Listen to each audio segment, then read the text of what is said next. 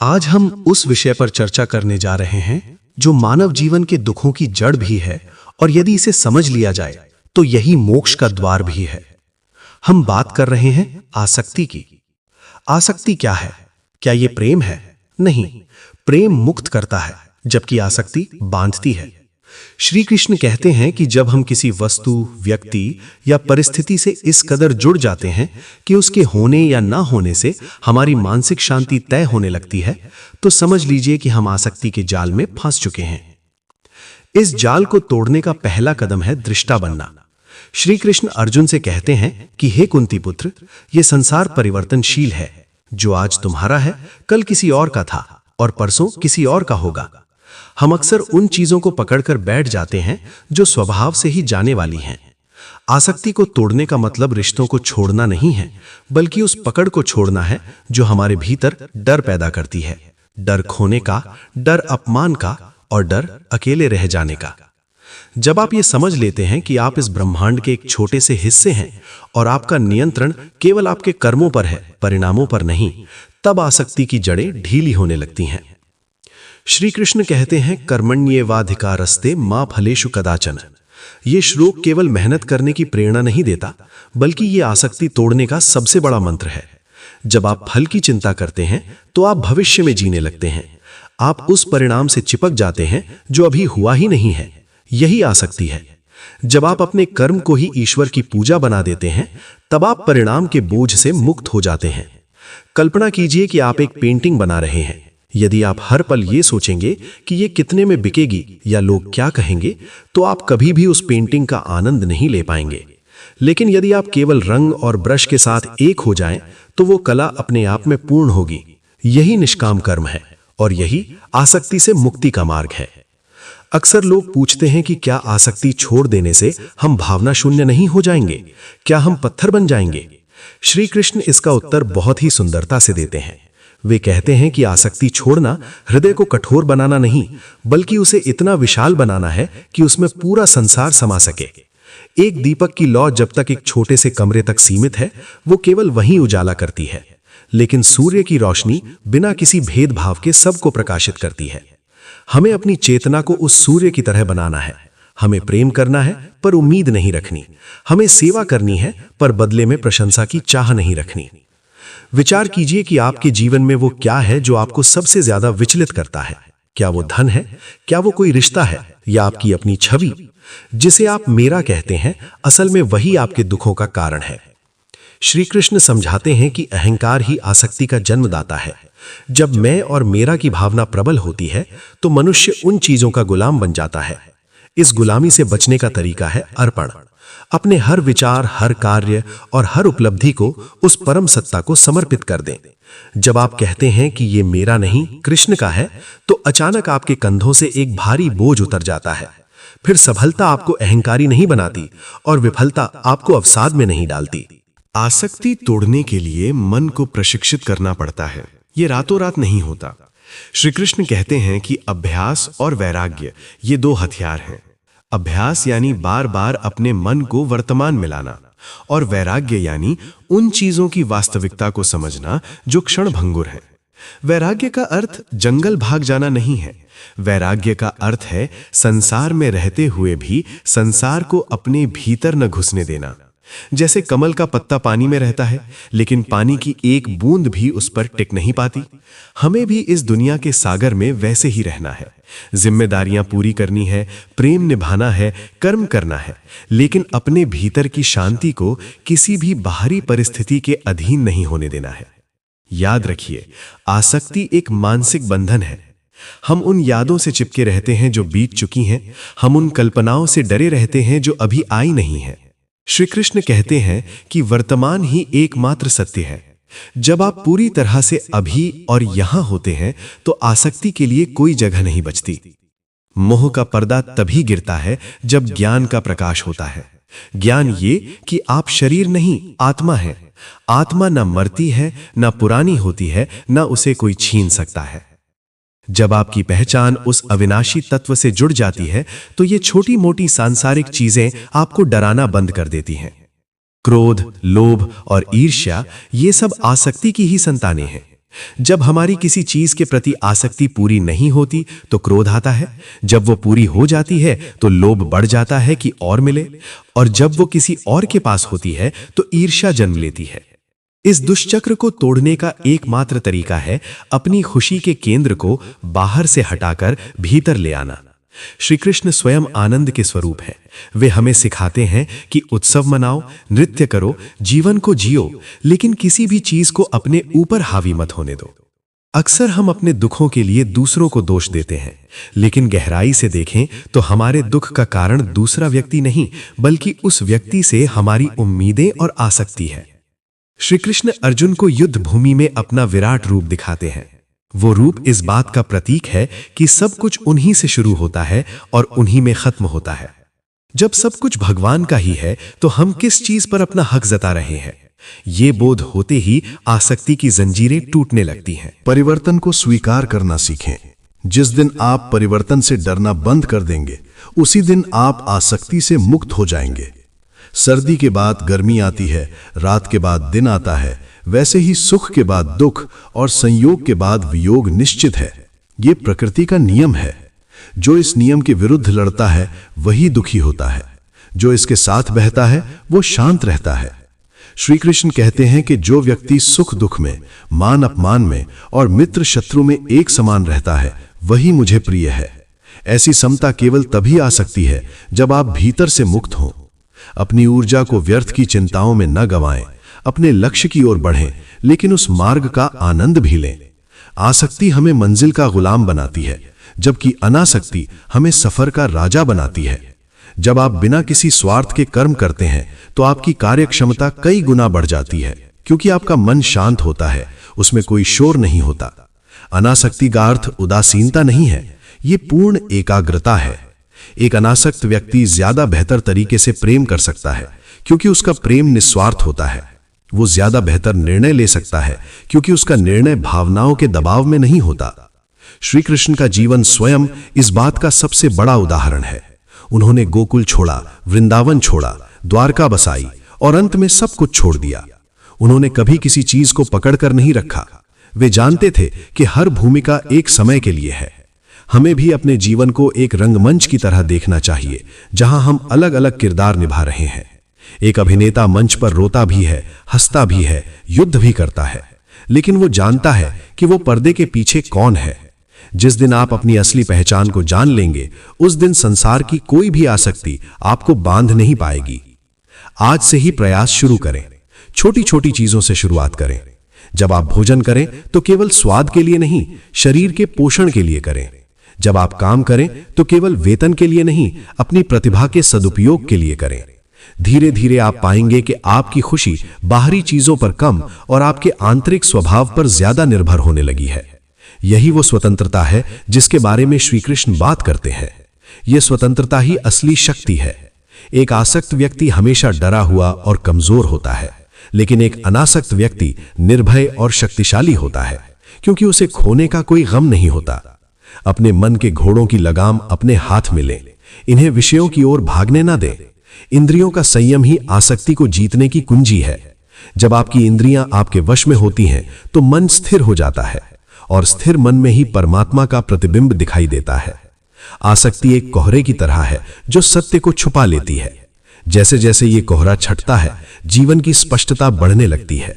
आप चीजों को वैसी ही देखने लगते हैं जैसी वे वास्तव में है, न कि वैसी जैसी आप अपनी इच्छाओं के कारण देखना चाहते हैं। आसक्ति को तोड़ने का अर्थ ये कतई नहीं है कि आप अपने परिवार से मुख मोड़ लें या अपने सुख सुविधाओं का त्याग कर दें। श्री कृष्ण का दर्शन बहुत व्यावहारिक है। वे कहते हैं कि त्याग वस्तुओं का नहीं, बल्कि उन वस्तुओं के प्रति जो हमारी ममता और अहंकार है उसका करना है। विचार कीजिए, एक नाविक नाव को पानी में चलाता है। नाव पानी के ऊपर रहती है और आगे बढ़ती है, लेकिन यदि वही पानी नाव के भीतर भरने लगे तो नाव डूब जाएगी। ठीक इसी तरह आपको इस संसार रूपी सागर में रहना तो है, लेकिन इस संसार के मोह माया रूपी पानी को अपने मन के भीतर नहीं भरने देना है। जिस क्षण संसार आपके भीतर प्रवेश कर जाता है, आपकी शांति की नाव डगमगाने लगती है। अनासक्ति का एक बहुत गहरा पहलू है स्वीकार भाव। हम अक्सर जीवन की परिस्थितियों से लड़ते रहते हैं। हम चाहते हैं कि लोग हमारे अनुसार चलें, परिस्थितियां हमारे पक्ष में हों। ये चाहत ही आसक्ति की जननी है। श्री कृष्ण अर्जुन को सिखाते हैं कि जो जैसा है उसे वैसा ही स्वीकार करना सीखो।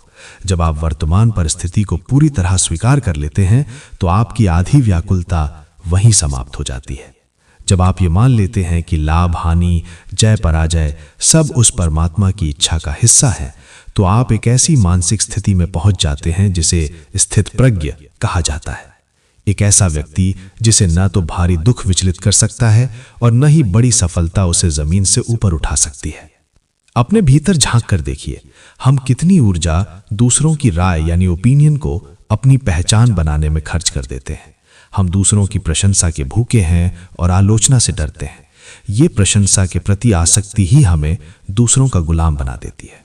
श्री कृष्ण कहते हैं कि अपनी आत्मा में संतुष्ट रहो, आत्मन्यवात्मना तुष्टा। जब आप स्वयं की नजरों में सही हैं और आपका कर्म धर्म के मार्ग पर है, तो फिर दुनिया क्या कहती है इससे कोई फर्क नहीं पड़ना चाहिए। जब आप बाहरी दुनिया के सर्टिफिकेट की चाह छोड़ देते हैं तो आप वास्तव में मुक्त हो जाते हैं। यही वो मानसिक मजबूती है जो श्री कृष्ण हर मनुष्य में देखना चाहते थे। आसक्ति को काटने के लिए साक्षी भाव का अभ्यास अनिवार्य है। कल्पना कीजिए कि आप सड़क के किनारे खड़े हैं और गाड़ियां गुजर रही हैं। आप उन गाड़ियों को देख रहे हैं, लेकिन आप उनके पीछे भाग नहीं रहे। जीवन की भावनाएं, विचार और घटनाएं भी उन गाड़ियों की तरह है। क्रोध आए उसे देखो, दुख आए उसे महसूस करो, लेकिन उससे चिपक मत जाओ। ये मत कहो कि मैं दुखी हूं, बल्कि ये कहो कि मन में दुख का एक विचार आया है और ये भी बीत जाएगा। जब आप स्वयं को अपने विचारों और भावनाओं से अलग करना सीख जाते हैं तो आसक्ति की पकड़ कमजोर होने लगती है। आप एक दर्शक बन जाते हैं और जीवन एक सुंदर नाटक बन जाता है। श्री कृष्ण ने गीता में एक बहुत सुंदर बात कही है कि जिस प्रकार प्रज्वलित अग्नि लकड़ी को भस्म कर देती है, उसी प्रकार ज्ञान की अग्नि समस्त कर्मों के बंधनों और आसक्तियों को जलाकर राख कर देती है। यह ज्ञान क्या है? यह ज्ञान कि इस ब्रह्मांड में जो कुछ भी दृश्यमान है वो ऊर्जा का एक अस्थायी रूप है। आज जिसे आप अपना घर कहते हैं, 100 साल पहले वो किसी और का था, 100 साल बाद वो मिट्टी होगा। ये बोध कि सब कुछ अस्थायी है हमें उन चीजों से मोह करने से रोकता है। इसका मतलब ये नहीं कि आप घर की देखभाल छोड़ दें, बल्कि ये है कि आप उस घर में रहते हुए भी ये जानते रहें कि आप यहां केवल एक यात्री हैं, मालिक नहीं। अक्सर हमारी सबसे बड़ी आसक्ति हमारी अपनी देह और सुंदरता से होती है। हम इसे बचाने के लिए, इसे सजाने के लिए पूरा जीवन लगा देते हैं। श्री कृष्ण याद दिलाते हैं कि यह शरीर मात्र एक वस्त्र है। वासांसी जीर्णानि यथा विहाय। जैसे हम पुराने वस्त्र बदल लेते हैं, वैसे ही आत्मा शरीर बदलती है। जब आप देह अभिमान से ऊपर उठकर आत्मभाव में स्थित होते हैं तो मृत्यु का भय भी समाप्त हो जाता है। और जिस व्यक्ति के भीतर से मृत्यु का भय निकल गया, उसे दुनिया की कोई भी ताकत डरा नहीं सकती, कोई भी आसक्ति बांध नहीं सकती। वो पुरुष श्रेष्ठ है, वो वीर है। प्रेम और आसक्ति के बीच के बारीक धागे को पहचानना होगा। आसक्ति कहती है मैं तुमसे प्यार करता हूं, इसलिए तुम्हें मेरी इच्छा पूरी करनी होगी। प्रेम कहता है मैं तुमसे प्यार करता हूं, इसलिए मैं तुम्हारी खुशी चाहता हूं, चाहे वो मेरे साथ हो या ना हो। श्री कृष्ण का राधा के प्रति प्रेम निष्काम था। वे दूर रहे लेकिन फिर भी एक रहे। ये उच्च स्तर का प्रेम केवल अनासक्त मन से ही संभव है। यदि आप किसी व्यक्ति के बिना नहीं रह पा रहे हैं तो वो प्रेम नहीं, वो आपकी कमजोरी है। अपनी कमजोरियों को प्रेम का नाम ना दें। खुद को इतना पूर्ण बनाएं कि आपकी खुशी किसी दूसरे के आने या जाने पर निर्भर ना रहे। भक्ति मार्ग में श्री कृष्ण कहते हैं कि अपना मन मुझ में लगाओ। यह आसक्ति को मोड़ने का एक बहुत ही मनोवैज्ञानिक तरीका है। मन को एकदम खाली करना बहुत कठिन है, क्योंकि मन का स्वभाव है किसी ना किसी चीज से चिपके रहना। तो श्री कृष्ण कहते हैं कि यदि चिपकना ही है तो संसार की नश्वर चीजों से चिपकने के बजाय मुझ शाश्वत तत्व से चिपक जाओ। अपनी सारी आसक्ति भगवान की ओर मोड़ दो। जब आपकी आसक्ति परमात्मा से हो जाती है तो सांसारिक आसक्तियां अपने आप फीकी पड़ने लगती हैं। जैसे सूर्य के निकलने पर दीपक की रोशनी बेमानी हो जाती है, वैसे ही ईश्वरीय प्रेम का स्वाद मिलने पर इंद्रियों के भोग नीरस लगने लगते हैं। जीवन में संयम का बहुत महत्व है। श्री कृष्ण ना तो अति भोग की सलाह देते हैं और ना ही अति त्याग की। वे मध्यम मार्ग की बात करते हैं। जो बहुत अधिक सोता है या बहुत अधिक जागता है, जो बहुत अधिक खाता है या बिल्कुल उपवास करता है, वो योगी नहीं बन सकता। आसक्ति को संतुलित जीवन से ही जीता जा सकता है। अपनी इंद्रियों को पूरी तरह कुचलना नहीं है, बल्कि उन्हें दिशा देनी है, उन्हें बुद्धि के अधीन करना है। जब बुद्धि स्थिर होती है और मन के लगाम को कस के पकड़ती है, तब जीवन की रथ सही दिशा में चलती है। विचार करें कि आपने अब तक क्या पाया और क्या खोया। जिसे आप अपनी जीत समझते हैं, क्या वो स्थायी है? जिसे आप हार मानकर बैठे हैं, क्या वो वास्तव में अंत है? श्री कृष्ण की मुस्कुराहट हमें याद दिलाती है कि जीवन को बहुत गंभीरता से लेने की जरूरत नहीं है। ये एक लीला है। खेल में खिलाड़ी पूरी ताकत से खेलता है, जीत के लिए दौड़ता है, लेकिन खेल खत्म होने के बाद वो ये नहीं भूलता कि ये सिर्फ एक खेल था। वैसे ही अपनी भूमिका को पूरी शिद्दत से निभाएं, धन कमाएं, सफलता पाएं, परिवार का पालन करें, लेकिन इस बोध के साथ कि ये सब एक खेल का हिस्सा है। अनासक्ति का मार्ग कायरों के लिए नहीं है, ये शूरवीरों का मार्ग है।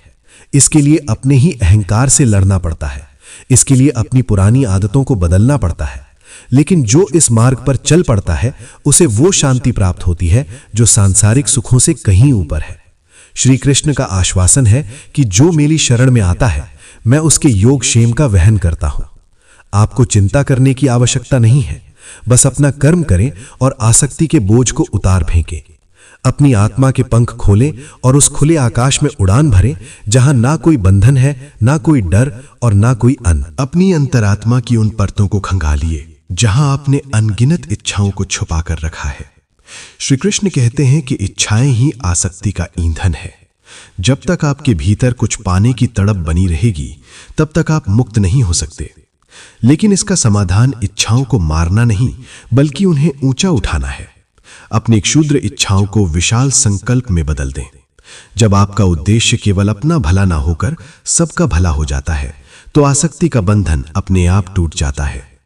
एक बहती हुई नदी कभी गंदी नहीं होती, क्योंकि वो किसी एक किनारे से चिपकती नहीं, वो बस बहती रहती है, पत्थरों से टकराती है, मोड़ लेती है, लेकिन उसका लक्ष्य सागर होता है।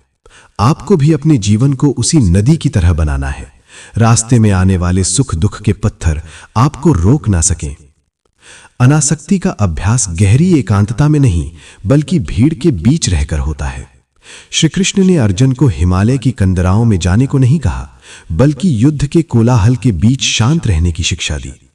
असली परीक्षा तब नहीं होती जब आप सब कुछ छोड़कर बैठे हों, बल्कि तब होती है जब आपके पास सब कुछ हो, फिर भी आप उसके मालिक न बनकर केवल एक ट्रस्टी या संरक्षक की तरह व्यवहार करें। ये समझें कि आपके बच्चे, आपका धन, आपकी प्रतिष्ठा, ये सब आपको कुछ समय के लिए सौंपे गए उपहार हैं। जब आप इन्हें अपनी संपत्ति मानने की भूल करते हैं, तभी कष्ट शुरू होता है। जिस दिन आप इन्हें अमानत समझने लगेंगे, उस दिन इन्हें सौंपने में या इनके चले जाने पर आपको दुख नहीं होगा। विचार कीजिए उस दीपक की जो जलते हुए भी अपनी परछाई को नहीं पकड़ता। उसे बस जलना है और प्रकाश देना है। श्री कृष्ण अर्जुन को निमित्त मात्र बनने की प्रेरणा देते हैं। निमित्त बनने का अर्थ है स्वयं को उस परम शक्ति के हाथ का एक यंत्र बना देना। जब आप यंत्र बन जाते हैं, तो कर्ता का भाव समाप्त हो जाता है। मैं कर रहा हूं की जगह मुझसे कराया जा रहा है का भाव आ जाता है। ये अकर्ता भाव ही आसक्ति के विष का काट है। जब मैं मिट जाता है, तो केवल कृष्ण बचते हैं, और जहां कृष्ण है वहां आनंद है, वहां पूर्णता है। अपने मन को एक शांत झील की तरह बनाने का प्रयास करें। झील की सतह पर जब लहरें उठती हैं, तो चंद्रमा का प्रतिबिंब धुंधला दिखाई देता है। वैसे ही जब मन में आसक्ति और कामनाओं की लहरें उठती हैं, तो हमें अपनी वास्तविक स्वरूप की पहचान नहीं हो पाती। इन लहरों को शांत करने का तरीका है सांसों के प्रति जागरूकता। श्री कृष्ण की बांसुरी के 7 छेद हमारे शरीर की इंद्रियों और प्राणों के प्रतीक हैं। जब हम अपने भीतर के प्राण को संगीत में बदल देते हैं, तो जीवन का हर संघर्ष मधुर लगने लगता है। अनासक्ति कोई शुष्क दर्शन नहीं है, ये तो जीवन जीने की सबसे रसपूर्ण कला है। अक्सर हम अतीत के पछतावे और भविष्य की चिंताओं के कारण वर्तमान के सौंदर्य को नहीं देख पाते। श्री कृष्ण कहते हैं कि जो बीत गया वो बीत गया, जो आने वाला है वो तुम्हारे हाथ में नहीं है, केवल ये क्षण तुम्हारा है। इस क्षण में पूरी तरह डूब जाना ही ध्यान है। जब आप वर्तमान में पूर्णतः स्थित होते हैं तो आसक्ति के लिए समय ही नहीं बचता। आसक्ति हमेशा कल की मांग करती है, जबकि सत्य आज में घटित होता है। अपनी चेतना को संकुचित न रखें, अपनी सीमाओं को तोड़ें। आप वो नहीं हैं जो आप शीशे में देखते हैं, आप वो हैं जो उस देखने वाले को भी देख रहा है। जीवन के इस कुरुक्षेत्र में हर दिन एक नया संघर्ष होगा। कभी आपके अपने ही आपके विरुद्ध खड़े होंगे, कभी आपकी मेहनत का फल कोई और ले जाएगा। ऐसे समय में श्री कृष्ण की वो मुस्कान याद रखिएगा जो उन्होंने युद्ध के मैदान में भी बनाए रखी थी।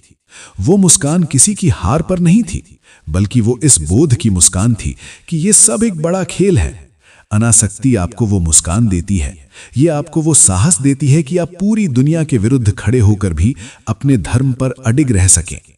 जैसे जैसे आप इस मार्ग पर बढ़ेंगे, आप पाएंगे कि आपके भीतर एक मौन गहरा होता जा रहा है। ये मौन शब्दों की अनुपस्थिति नहीं, बल्कि शोर की समाप्ति है। आसक्ति का शोर, उम्मीदों का शोर और अहम का शोर। इस मौन में ही आपको श्री कृष्ण की बांसुरी की वो मधुर ध्वनि सुनाई देगी जो हर हृदय में गूंज रही है। वो ध्वनि आपको पुकार रही है मुक्त होने के लिए, प्रेम बनने के लिए और स्वयं को जानने के लिए। अपने कर्मों की आहुति ज्ञान की अग्नि में देते रहें। किसी भी चीज को इतना कसकर न पकड़ें कि वो आपके हाथ ही काट दे। अपनी पकड़ ढीली करें। समर्पण का अर्थ हार मानना नहीं, बल्कि उस विराट सत्ता पर अटूट विश्वास करना है। जो कुछ भी आपके पास आता है उसे प्रसाद समझकर ग्रहण करें और जो चला जाता है उसे ईश्वर की इच्छा समझकर विदा करें। यही वो निष्कामता है जो आपको साधारण मनुष्य से महामानव बना देती है। श्री कृष्ण का पूरा जीवन हमें यही सिखाता है कि पूर्णता के साथ जिएं, लेकिन बिना किसी दाग के। जैसे आकाश बादलों को थामता है पर उनसे रंगता नहीं, वैसे ही आप संसार को थामें पर उससे बंधे नहीं। अंत में याद रखें कि ये यात्रा आपकी स्वयं की है। कोई दूसरा आपके लिए आसक्ति नहीं छोड़ सकता। आपको स्वयं ही अपने मन के जाले साफ करने होंगे। श्री कृष्ण केवल मार्ग दिखा सकते हैं, चलना आपको ही होगा। लेकिन विश्वास रखिए, जिस क्षण आप पहला कदम बढ़ाएंगे वो मुरलीधर स्वयं आपका हाथ थाम लेंगे। फिर न कोई बाधा आपको रोक पाएगी, न कोई मोह आपको भटका पाएगा। आप उस परम पद को प्राप्त करेंगे जहां केवल प्रकाश है, जहां केवल सत्य है और जहां शाश्वत शांति है। अपनी हर सांस को कृष्णमय कर दें, अपने हर विचार को अर्पण कर दें और फिर देखें कि कैसे ये संसार आपके लिए स्वर्ग बन जाता है।